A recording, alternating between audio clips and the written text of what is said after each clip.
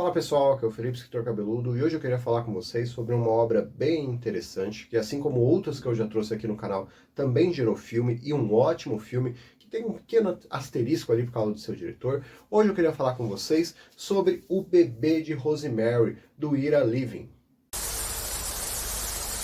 E essa obra aqui, como eu falei, ela gerou uma adaptação, tá? É um filme muito interessante, muito legal, que tem um probleminha ali com a questão do seu diretor, né, o Roman Polanski, que depois ele foi acusado e condenado, se não me engano, por ser um pedo, tá? E isso já causa uma problemática muito grande em relação ao filme, mas nós vamos falar um pouquinho do livro, tá, da história. E assim como eu já trouxe, por exemplo, O Exorcista, eu acho que a gente pode dizer que tem três histórias ali, que as três são livros que também geraram filmes, que estão muito relacionados com essa questão de culto, de satanismo, até a figura do demônio, que seria o Exorcista, o Bebê de Rosemary e também a Profecia, que eu ainda vou trazer aqui no canal. Então hoje nós vamos com o segundo desses, e para mim também acho que é o segundo melhor, que é o Bebê de Rosemary. E na história a gente vai acompanhar um jovem casal, que é a Rosemary e o Guy. Eles acabam de se mudar para um edifício muito luxuoso, assim, bem antigo, que é o Brainford. E a Rosemary é aquela típica dona de casa, tá? Com o Guy trabalhando, ele é um ator ainda em ascensão, batendo um pouquinho de cabeça, mas eles estão felizes, apesar do Guy ele ser uma pessoa um pouco narcisista e egoísta. Mas a Rosemary deixa isso pra lá e quer construir uma vida bacana com o Guy. E nesse edifício tem muitas pessoas idosas, tá? Eles vão morar num edifício que era uma senhorinha ali que acabou falecendo. E os vizinhos todos ali da região, todos ali do bloco, são pessoas um pouco mais idosas. Mas a Rosemary, enquanto ela tá ali lavando roupa, ela acaba encontrando com uma menina ali, mais ou menos da idade dela, que é a Terry. Então elas conversam, a Terry explica que ela foi meio que adotada pelo casal dos Castevetti, que é um dos vizinhos ali de porta da Rosemary, tá? E eles acabaram cuidando dela.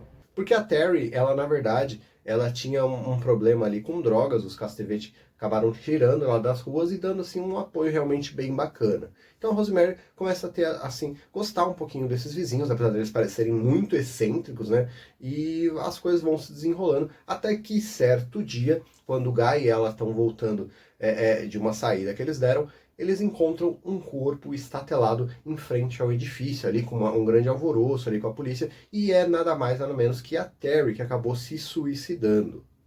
Os Castevetti ficam muito abalados com a situação e acabam se aproximando muito da Rosemary, que num princípio ali acha meio um pouco invasiva ali, né? Principalmente a figura da Minnie, que é a esposa, né? A Minnie Castevetti, e tem também seu marido Roman, que se aproxima muito do Guy.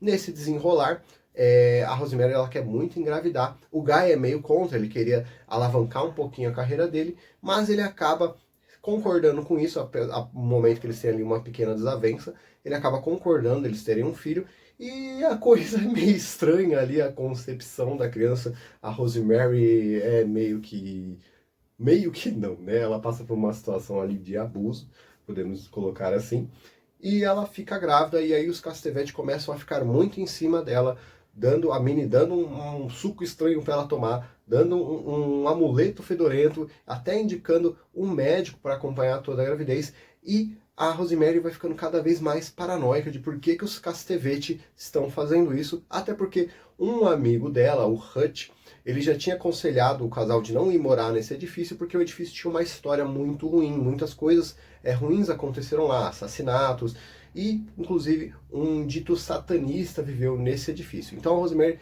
vai ficando cada vez mais paranoica, cada vez mais desconfiada do que pode estar acontecendo, e vai ter que descobrir o que realmente se passa no Frankfurt, quem são os Castevetti, em quem ela pode confiar, para ela não se dar mal e também não correr mais riscos juntamente com seu filho. O bacana do Bebê de Rosemary é que é uma história que você nunca sabe se o que está acontecendo realmente é real ou é só uma paranoia da Rosemary, tá? Então você vai acompanhando todo esse estado da gravidez dela, tá? e vai vendo ali.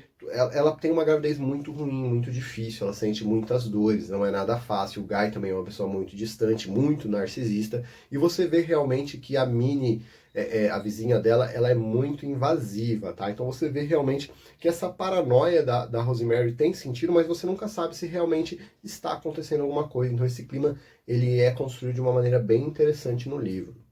Eu diria que esse livro também ele é um ótimo contraceptivo, tá?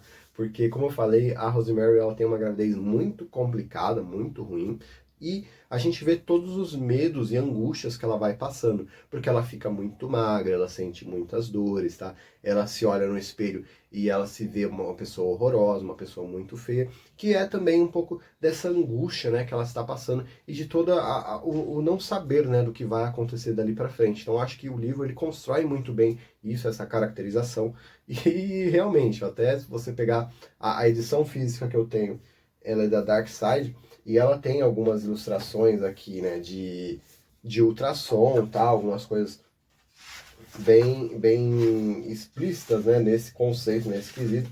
Então eu diria que essa história ela funciona também como um ótimo contraceptivo.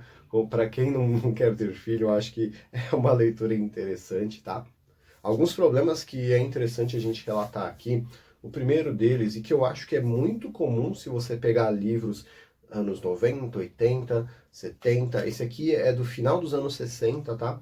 Entrando ali, acho que é 67, alguma coisa assim, e você tem duas coisas. Primeiro, que tem uma tensão racial, tá? Os Estados Unidos ali está passando por muitos movimentos, e você vê os personagens, quando aparece aqui algum personagem negro, contracenando com a Rosemary, sempre é um clima de tensão, sempre é um clima que tipo, a Rosemary sente que há um ódio por parte das pessoas com ela, por ela ser uma mulher branca, tá? E eu acho que isso reflete muito a ideia, a perspectiva da época. Já peguei livros que realmente já tem uma pegada mais racista mesmo, eu acho que o Rosemary pelo menos dá, o We're Living aqui no Bebê de Rosemary, ele dá uma maneirada nesse quesito, mas tem uma tensão racial muito grande. Agora, outra coisa que é realmente, sim, acho que mais evidente e problemática, tem uma passagem no livro que, por exemplo, um dos vizinhos, tem um casal de vizinhos da Rosemary que é um casal homossexual. E a maneira como a Rosemary descreve eles não é nada legal. Parece muito aquela pessoa que, tipo assim, não quer ser homofóbica e acaba sendo, sabe? Tipo, não quer fazer isso e acaba sendo. Então eu acho que livros dessas décadas, assim, não é incomum, tá? Você vê esse tipo de expressão. O autor talvez queira os colocar como não sendo preconceituoso, mas falando asneira da mesma maneira, tá? Isso você vai ter aqui no Bebê de Rosemary, como em outras obras, tá? Eu acho que aqui ele é bem pontual, não tá muito intrínseco com a obra em si, mas isso está lá, isso não dá para falar que não está. Outra coisa que é interessante, e eu refleti um pouquinho, é que aqui a gente tem uma caracterização de um culto satanista, né, como ele funcionaria, e eu acho que ele é bem caricaturado. É praticamente a visão de um religioso que ele teria do que seria um satanista, né? Então é uma coisa até meio boba, assim, meio tosca.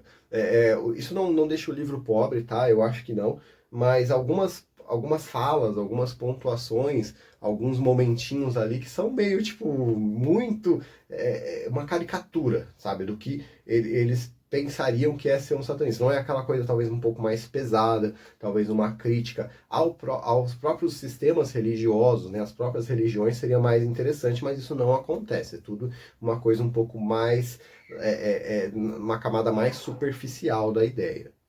Dito isso, é um livro angustiante, tá? A Rosemary é um personagem bem interessante, bem cativante, e a gente torce muito por ela no decorrer da história. Então é um livro que eu recomendo, tá? Se você gosta de história de terror. Ele tem ali talvez um momentinho gatilho, acho bom pontuar, mas não é uma coisa tão explícita, até porque os livros dessa época não eram muito. Mas é uma história bem interessante, todo esse desenvolvimento, toda essa paranoia da Rosemary é bem legal de se acompanhar, e ver os desdobramentos nisso no final deixa até um finalzinho meio amargo na boca, tá? Então é um livro bem bacana que eu recomendo sim. E se você viu o filme, eu posso dizer que o filme ele é bem próximo realmente da história, tá?